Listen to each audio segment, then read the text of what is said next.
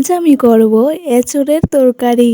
তার জন্য প্রথমে হাতে তেল লাগিয়ে এঁচোড়টাকে ভালো করে কেটে ছাল ছাড়িয়ে নেব।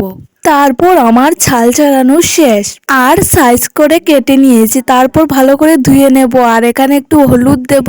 তারপর উনুনে কড়াই বসিয়ে জল দিয়ে একটু নুন দিয়ে এঁচোড়টাকে সিদ্ধ করতে বসিয়ে দেব। আর একটু ঢাকা দিয়ে দিচ্ছি, কারণ তাড়াতাড়ি সিদ্ধ হবে। আর এদিকে আলু, পেঁয়াজ, রসুন সবকিছু কেটে রেখে দেব।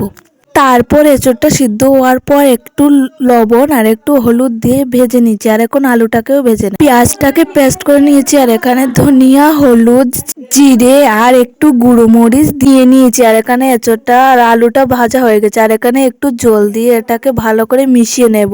এই মশলার মধ্যে পেঁয়াজ বাটাটাও দিয়ে দিচ্ছি, আর এখন মিক্সড করে নেব ভালো করে। এদিকে পেঁয়াজ দিয়ে দিয়েছি, আর একটু ভালো করে ভাজা হয়ে গেলে মশলাটা দিয়ে একটু ভালো করে ভেজে নেব। তারপর এঁচোড়টাকেও দিয়ে একটু নাড়বো, তারপর ঢাকা দিয়ে দেবো। তারপর ঢাকা তোলার পর একটু নেড়ে জল দিয়ে দেব চুলের জন্য। তারপর চুলটা ফুটে আসলে গরম মশলা দিয়ে একটু নেড়ে চেড়ে নামিয়ে নেব। দেখে কি তোমাদের লোভ লাগছে? যদি লোভ লাগে তাহলে তোমরাও এরকম করে খেয়েও।